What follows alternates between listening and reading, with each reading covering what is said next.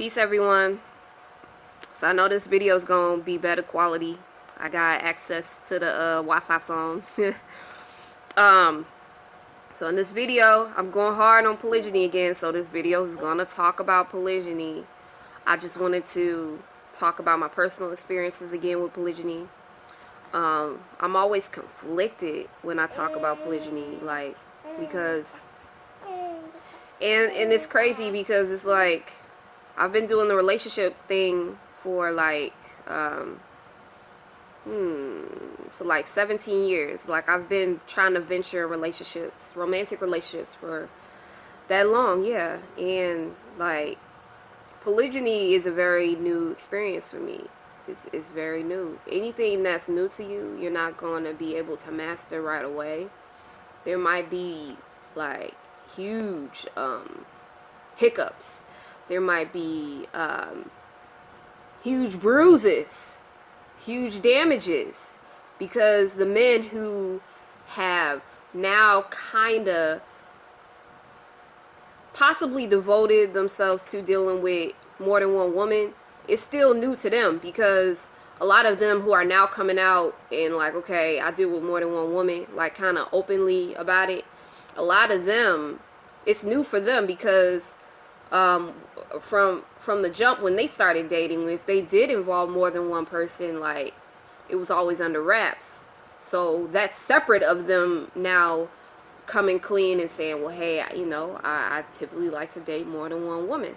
So really, when we look at polygyny, we can't hold the man as accountable as some of us would like to be, because it actually is typically a new experience for both the man and the woman, or women, whatever, So this is pretty much just me venting and me sharing my thoughts on polygyny, and pretty much not being realistic about it, and pretty much not and pretty much putting it on too much of a high pedestal.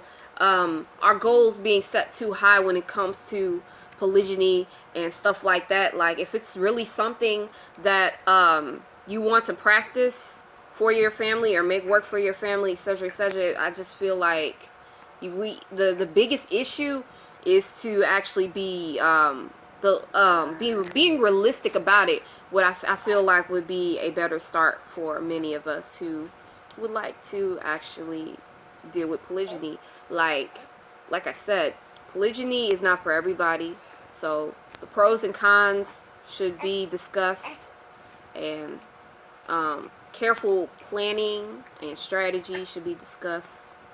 I mean, it's always an option to just dive deep, because that's what we do in our monogamous relationships, and that's kind of what I did with the polygynous relationships that I was involved in. I just dived deep, and I'm like, this is why I like it, and I didn't do much research on it.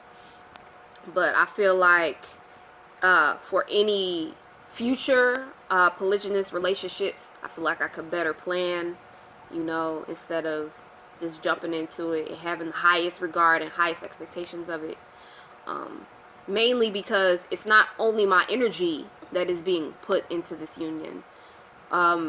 If you don't know what I'm talking about, go watch my video on frequency mate. Maybe that can help you develop a better understanding of how I feel like we should operate.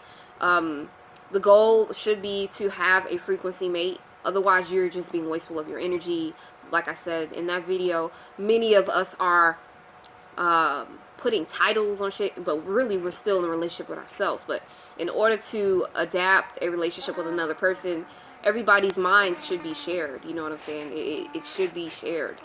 And this is why relationships fail, because one person might be sharing their mind, another person's not, and not as committed to it as they should be.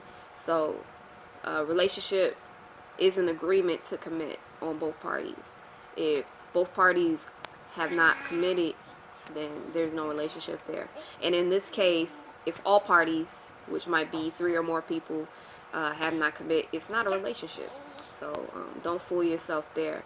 But like I said, I'm just kind of talking off my head a little bit. It's going to be probably it might take some time for me to figure out what the topic of this video should be when I do post it, but I just want to kind of freestyle off of polygyny and why I'm for it, why I'm against it.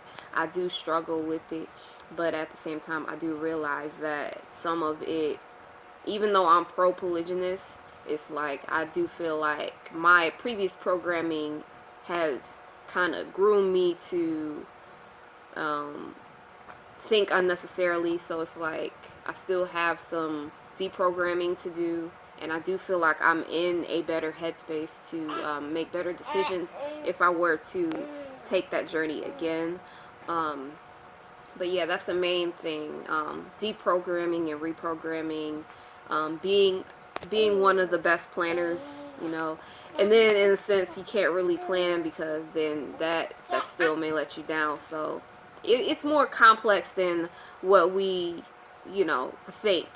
It's more complex, but really it should start as friendships and filling out energy and seeing if energetically we're all on the same page, and then from there, then maybe, you know, that can naturally manifest, organically manifest, etc., etc.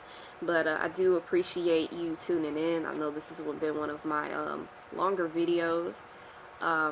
I have like about 41 minutes on this thing, since this is the better phone. This is just the Wi-Fi phone, but you know, it's nice to have that extra talk time, because on the other phone I have to delete videos and all that. So, but anyway, I do appreciate you tuning in. Peace, love, and light.